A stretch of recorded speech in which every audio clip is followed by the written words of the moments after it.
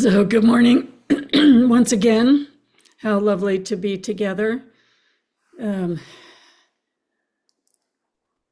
After such a gray winter, we have color popping up right and left all over Maine with the forsythia and the daffodils and the azaleas starting. So it always fills me with joy, really, that we have that wonderful spring to relieve us after the long winter. So just to recap a little bit or set the context, we have been talking about all the different factors that are considerations as we meditate. What defines meditation? What defines a meditation that will progress along the path to complete liberation? What is the activity of meditation? And what do we learn about ourselves as we are meditating? We were using the metaphor sometimes when we're first meditating, we find our mind scary. And so there's a feeling, because we're in samsara, there's a feeling of unease, that there's some painful thing somewhere that makes us a little bit fearful of looking at our minds. So what are the clear parameters? That meditation from the Buddhist perspective is complete liberation. And complete liberation is a state of bodhicitta or loving kindness. It's a state of complete peace and complete clarity.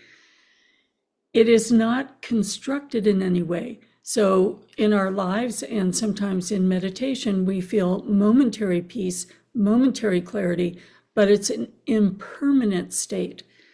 And that means in some ways it's sort of what we think it should be, and our consciousness tries to create that state. But complete liberation reveals, like the sun reveals, all the shadows have naturally dissolved, and there is extraordinary clarity and the capacity, the wisdom to benefit beings, just like the sun can nurture, warm, and help with the growth. So no one example from nature fits all of the truth about liberation. Audio here. Trouble with audio? I just had it. I heard it talking. Yeah. My audio's on. Let me see if it's too low. Nope, it's not too low. Okay. So back to thinking, we're looking at what is the meaning of liberation and how do we begin on the path moving towards liberation. And any form of meditation, whether it's bodhicitta meditation, like a loving kindness, whether it's Zen or Vajrayana or Theravada, it is always composed of shamatha and vipassana, or steadiness without distraction and clarity. So we're looking at those, and we have been looking at those qualities because that defines our capacity to grow. That is the skill that allows us to grow. And it is the underlying factor of Mahamudra and Dzogchen, the advanced meditation. So when we are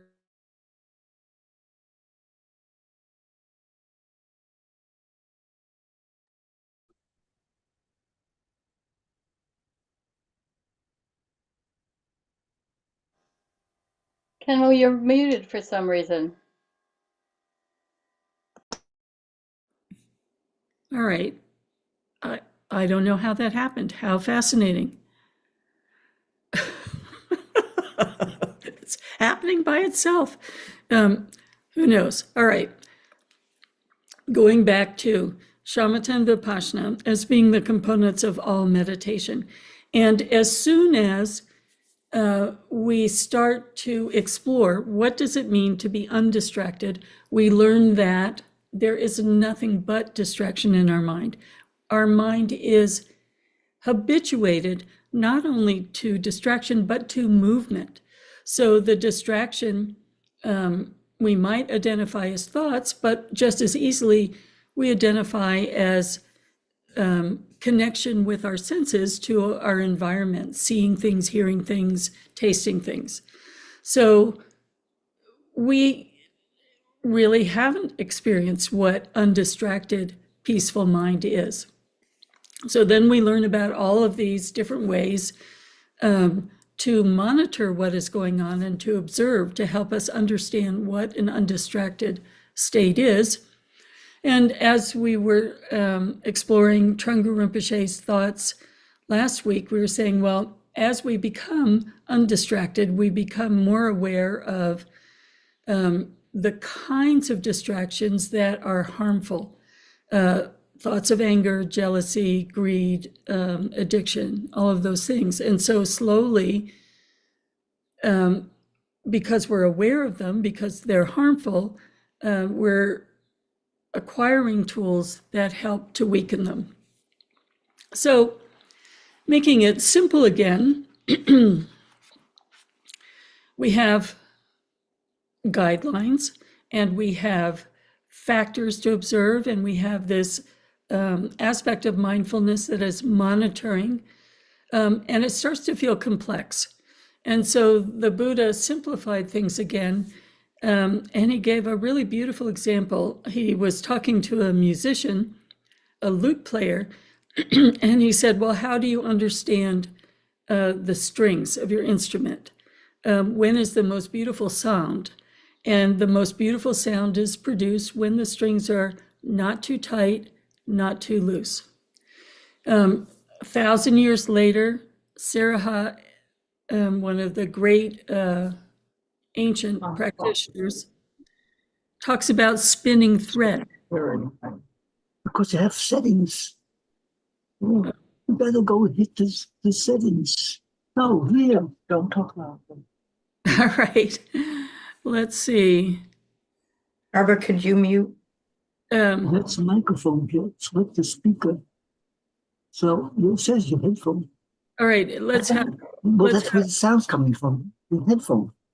There's nothing coming from. Okay. Wait, that's a start. Let's have everybody silent again. Well, we actually use one general. But yes, so how it might be. All right. So I am not muted. My sound is good on this end, and the computer sound is good. So that's the best we can do. And then you can see what's going on your end. And here we are, still figuring out how to work Zoom. Okay, so Saraha, 1,000 years later, uses the example of spinning thread. It can't be too tight or it can't be too loose. And, unless you're in the arts, we have very few universal examples in this era. We do less and less with our hands.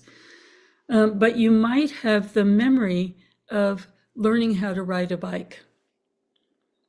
So whether you're teaching a toddler, a grandchild, how to ride a bike, or if you remember what it was like to ride a bike, what it was like to find balance. And if you're gripping the handlebars too tight and steering too tightly and not understanding all the factors, you start falling over to the left or the right.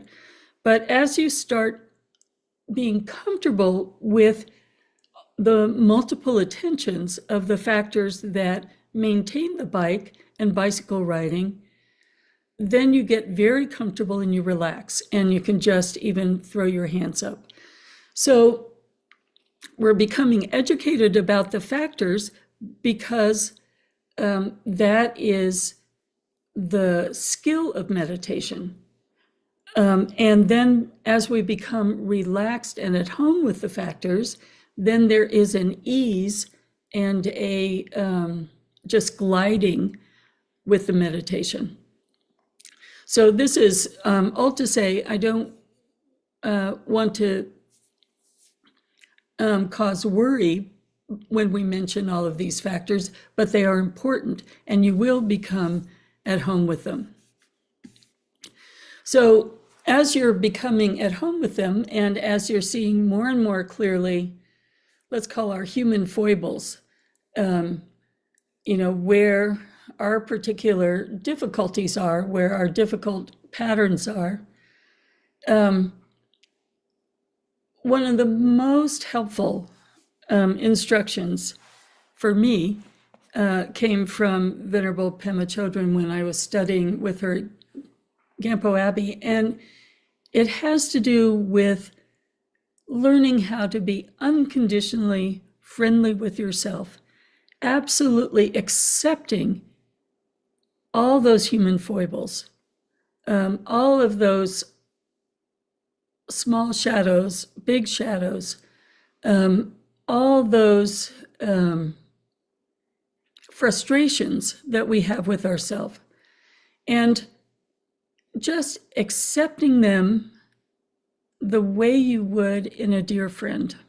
So we know our friends have little difficulties, and we know our friends go through, big traumas when they need a lot of help. But as a friend, we are there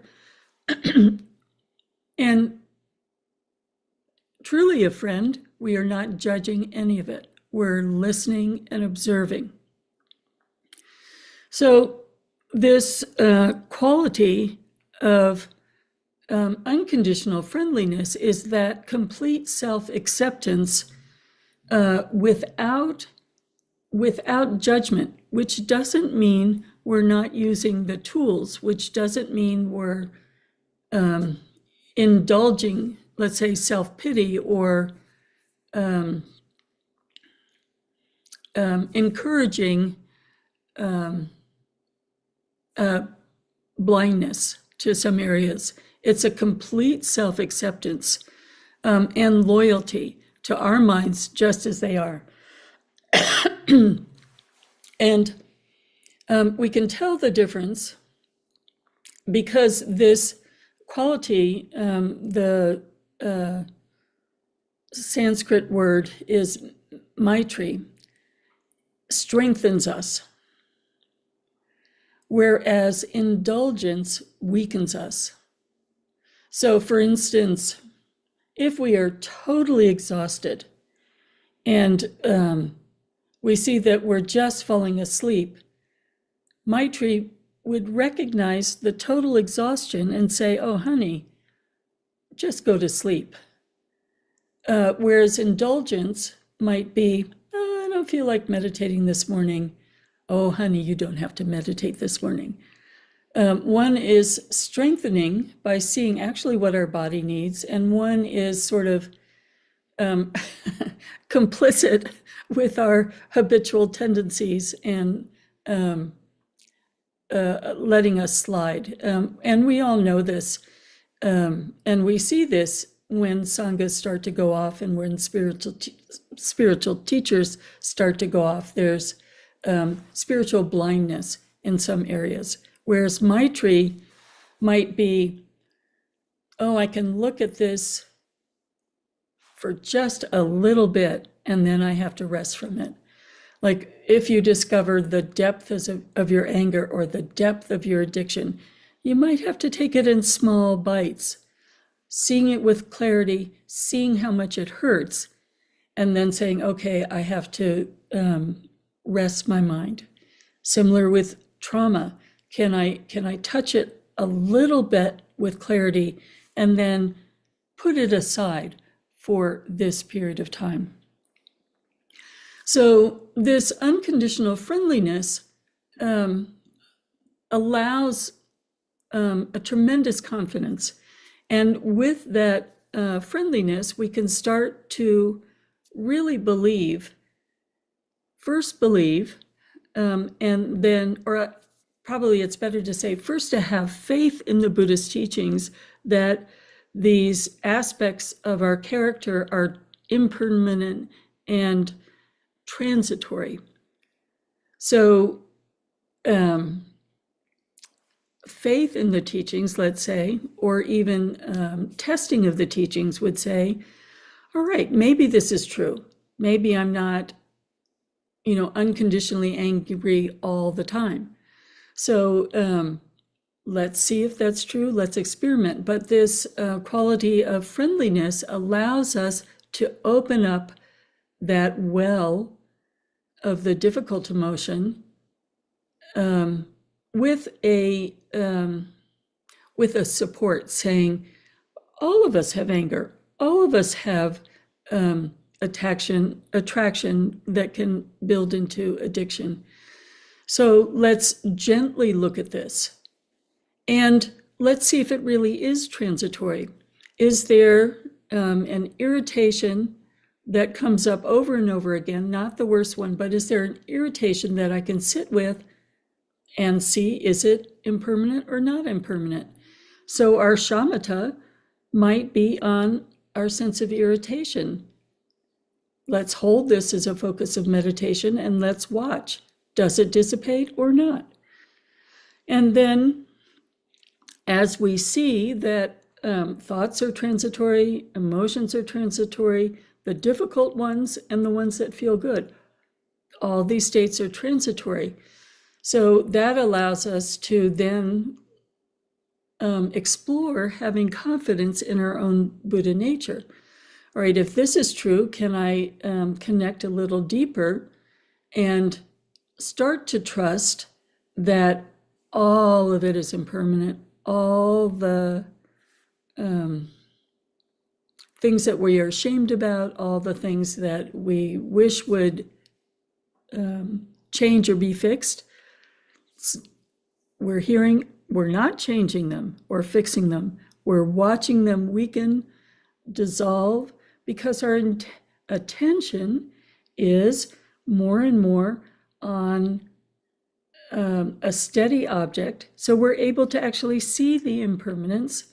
And every once in a while, there's a glimpse of an inner joy, not a constructed joy, not I wish I could believe in that, abide in some really nice state, but there is a welling up of an inner joy, and we can see, wow, there's something that comes absolutely from the inside. It's not affected by environment. It's not affected by my senses. It's something that resides inside. And that is a taste of our Buddha nature. Or if we have spontaneous, complete loving kindness, that is touching base with a quality of our Buddha nature. So we can reach this comfort with our mind just as it is, so that we can observe all of the states that are not comfortable. And as we're observing what is not comfortable, we'll be open and see, oh, there is an inner joy. That's not a thought, not a feeling. It's an actual state. And this allows us this confidence in both our Buddha nature and the transitory impermanence of our experience of life, to start to understand a little bit of what equanimity is. And Venerable Pema defines that as being with ourselves and our world without for and against, without judging, without generating opinions. Equanimity is actually coming into the present moment, and the present moment, undistracted, excludes opinions, excludes judgments. Those are conceptual. It excludes that feeling tone reaction that underlies opinions of for and against. Seeing our experience, not seeing, being with our experience without labeling it good or bad. No drama. Whatever drama is arising around us, inside, no drama. So there was just this beautiful concluding paragraph in the Unconditional Friendliness chapter. Venerable Pema is just a great communicator. So I'm going to go right into that quote. Meditation is a patient process of knowing that gradually over time, these habits are dissolving. The emotional habits, the conceptual narrative habits, the reactionary habits, and distraction habits. Gradually, over time, these habits are dissolving. We don't actually get rid of anything. We are just steadfast with ourselves, developing clearer awareness, and becoming honest about who we are and what we do. We're honest about our actions. We're honest about who we are in this moment, imperfect, fully human, lots of foibles, but we're not avoiding them or refusing to admit they're there. We're being patient, seeing in our experience that gradually over time, these habits are weakening and dissolving. And back to her quote, we cultivate Maitri towards ourselves as the years go by. We're feeling more loving kindness towards others and towards the world as well. So this honesty and being in the moment naturally leads to more loving kindness towards others, because we understand how much we have suffered with our habits, our difficulties, our wounds. We have seen actually how very painful they are and how painful they are to continue with them. So then we naturally are more sensitive to the suffering of others and to the suffering in the world. And we understand as we see how aggressive we have been in shaming ourselves, in judging ourselves, in harshly responding to ourselves. We just see aggression for aggression and how much it has hurt us. And we are naturally more gentle towards others and the world.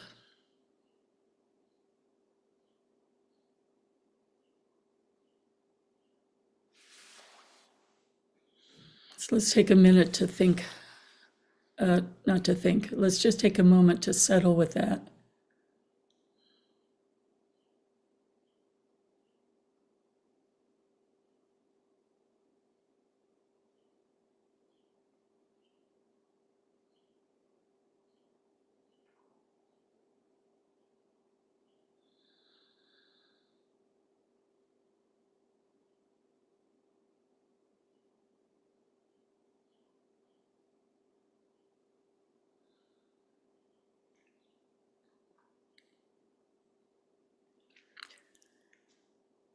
Then she adds something from her personal experience, and I would say that it's fairly universal. She said when she was able to have this unconditional friendliness, she was able to comfortably settle into myself more and more in the present moment, and all situations became possible for me to do. I was able in meditation to return to my breath and stop beating myself up. So all situations, sometimes we use the word workable or copeable. We can cope with all situations.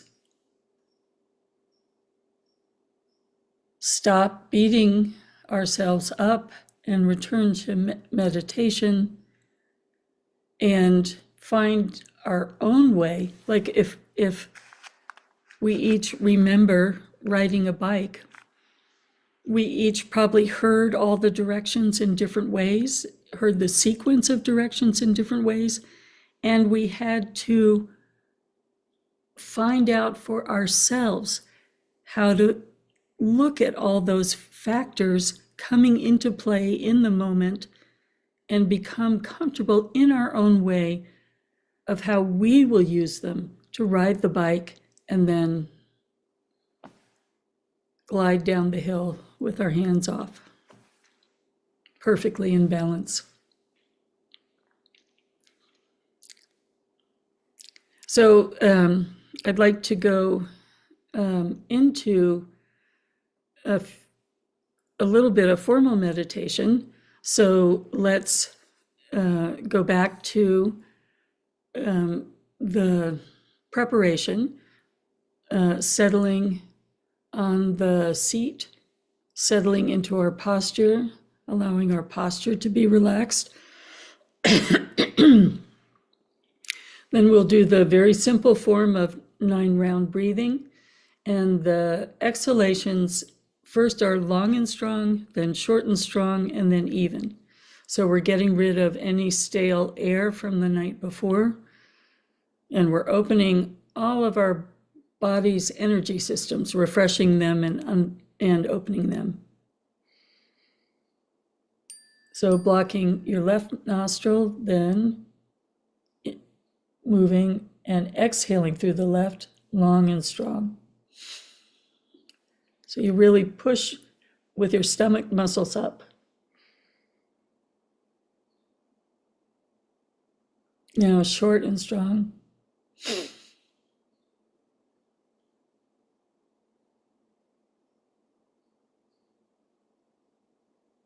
Now even.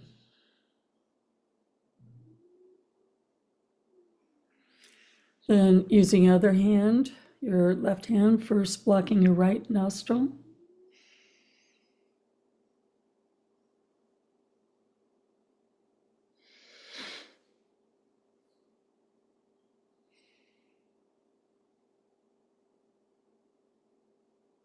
Short and strong.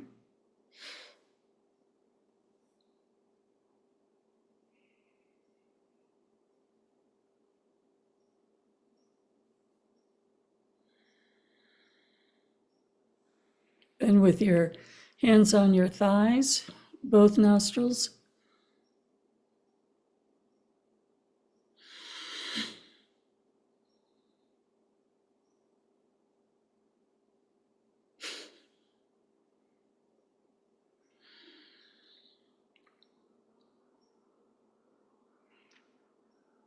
Then choosing an object of focus. It can be a simple object.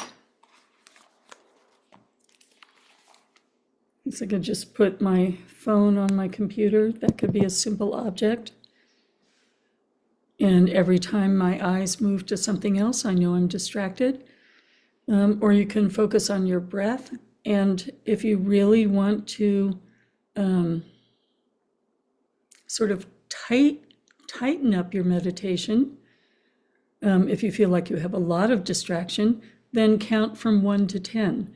And every time you lose track or every time a thought interferes, then you realize you're distracted and you start over again. So that is very, very fine understanding of where is the balance to use that without getting too tight. Or if you feel very alert and undistracted and want to loosen things a little, you can just focus on the area under your nostrils without defining it, particularly just the movement of air through your nostrils, noticing when you're distracted and coming back. And then whatever state your mind is in, might be very distracted, might be sleepy, might be totally caught up in a life situation that's difficult or a mental pattern that's difficult, we're opening to our mind with unconditional friendliness, just totally accepting what our personal interior experience is today and relaxing with our humanness. And just noticing and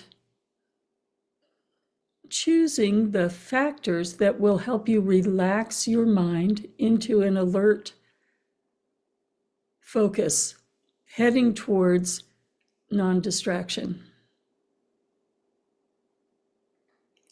And we'll keep this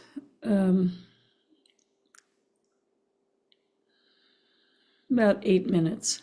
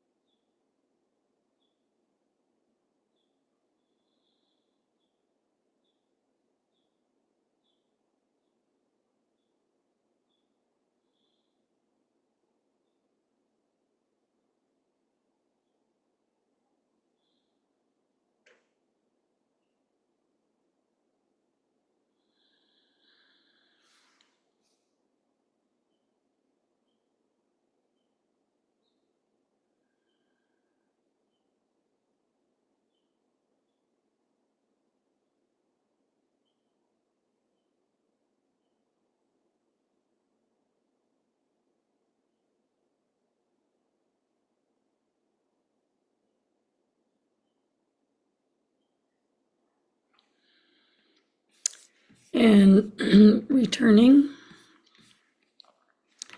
I'll do a quick dedication so that we can stop the public aspect. Bodhicitta, excellent and precious mind, where it is unborn, may it arise. Where it is born, may it not decline, but ever increase higher and higher.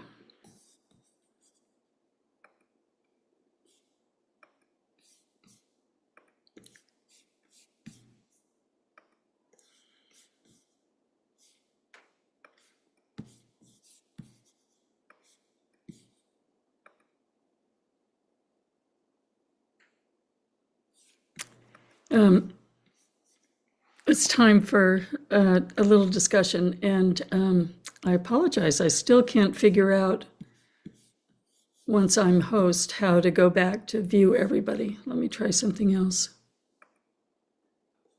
There we go. So thoughts or reflections this morning?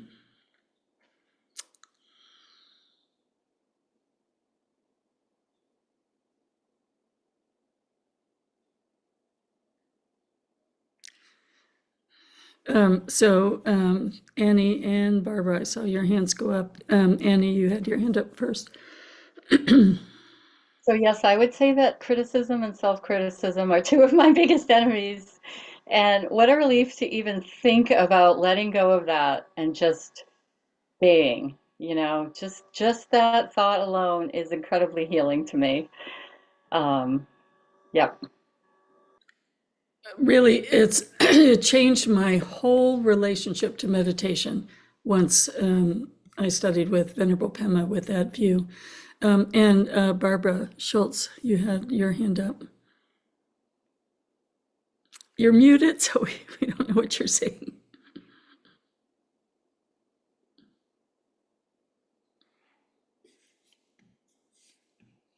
Still muted.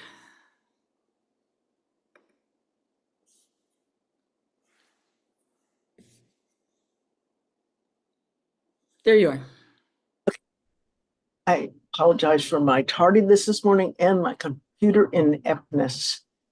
But I'm finding these sessions really opening up a meditation practice, which I've been doing more or less on my own for the last number of years.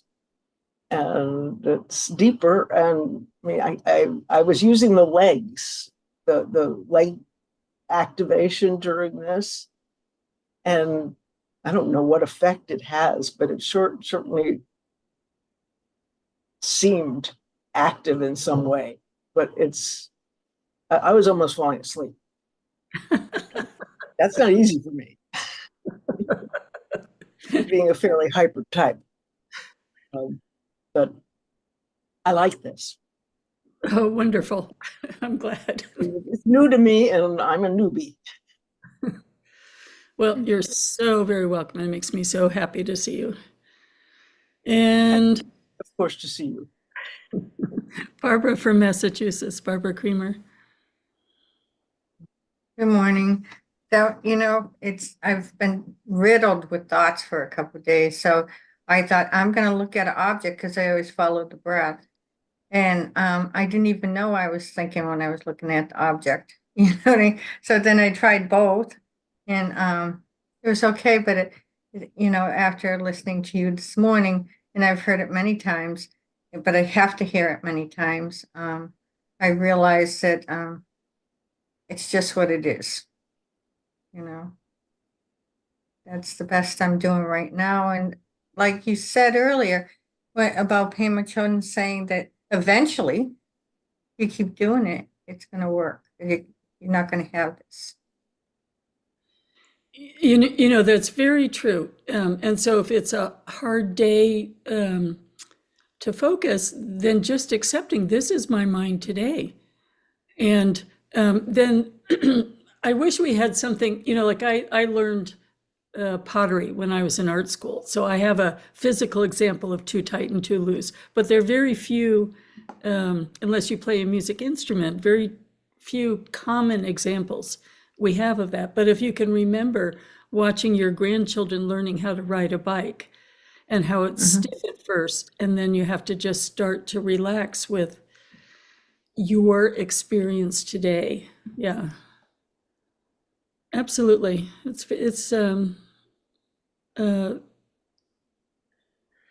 The juxtaposition of these two texts, I think, go together in a really, really lovely way. Other thoughts or reflections this morning?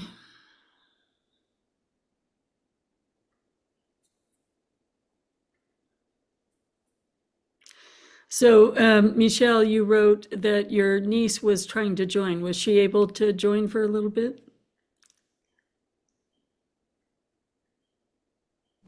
Yes, she was with us all the time, Oh. like 4 minutes after it began.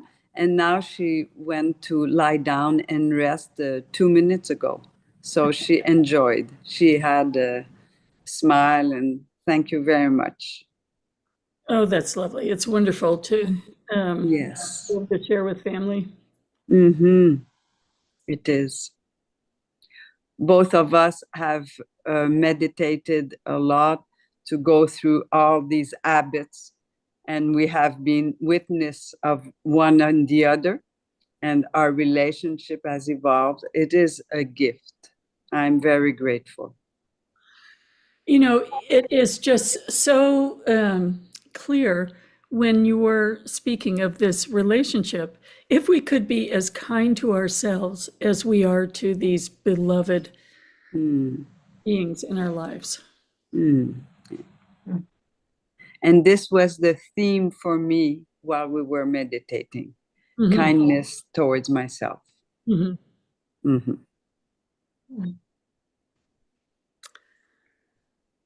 Other thoughts, or shall we go into the dedication? Anything you'd like to share this morning?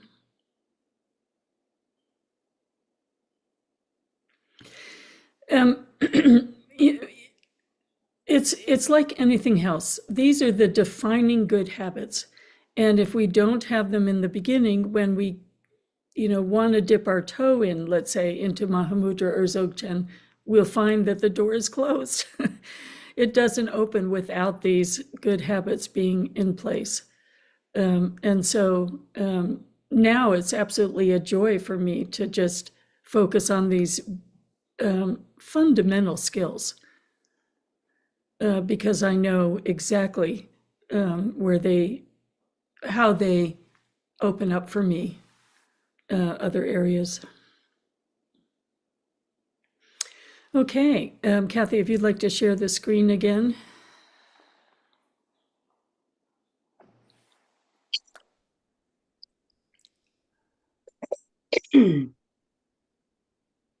By this virtue may I achieve omniscience, and may all who travel on the stormy waves of birth, old age, sickness, and death cross the ocean of samsara by defeating all enemies, confusion, the cause of suffering. Bodhicitta, the excellent and precious mind, where it is unborn, may it arise. Where it is born, may it not decline, but ever increase higher and higher. I pray that the Lama may have good health. I pray that the Lama may have long life. I pray that your Dharma activities spread far and wide. I pray that I might not be separated from you. For this realm encircled by snow-covered mountains, you are the source of every benefit and bliss without exception. Tenzin Gyatso, you who are one with Avalokiteshvara, may you remain steadfast until samsara's end. Embodiment of the three precious jewels, Padmapani, who holds the teachings of the victorious one. Sing the all-goodness meaning with the wisdom eye. May you who are spontaneously established activities live long for hundreds of kalpas. Noble Manjushri, the Lord of Speech, who manifests to hold the teachings of the triple gem, who raises the lamp of the sage's teaching. May you who are the light of the Dharma live long for hundreds of kalpas. For the one known in the Holy Land as Aryadeva, emanated into the Gar clan of eastern Tibet as Jadingpa, the heart son of Jekten Singman, may the life of glorious Garchen remain steadfast for 100 eons. We acknowledge that Vajra Dakini Nunnery is on the traditional, unceded land of the Wabanaki Confederacy, the stewards of this land for many centuries before European settlement. We honor all Indigenous peoples' beliefs, cultural heritage, their relationship with the land, the knowledge of their elders, and the spirit of the ancient ones. This recognition of Indigenous territorial land and beliefs is a small step along the long road of recognizing the truth of our shared history and moving towards reconciliation. We will continue this journey with our Indigenous neighbors as we weave our paths together in right relation. Okay, fabulous to practice together again. So restoring to have the Tai Chi beforehand as well. So thank you, everyone, and thank you, Kathy and Sarah, for being Umze and technical people. And see you during the week or next week as we traverse the path of life. Bye for now. Thank you And all. thank so you. much. Thank you. Thanks, you, everyone. everybody. Thanks all. Bye-bye.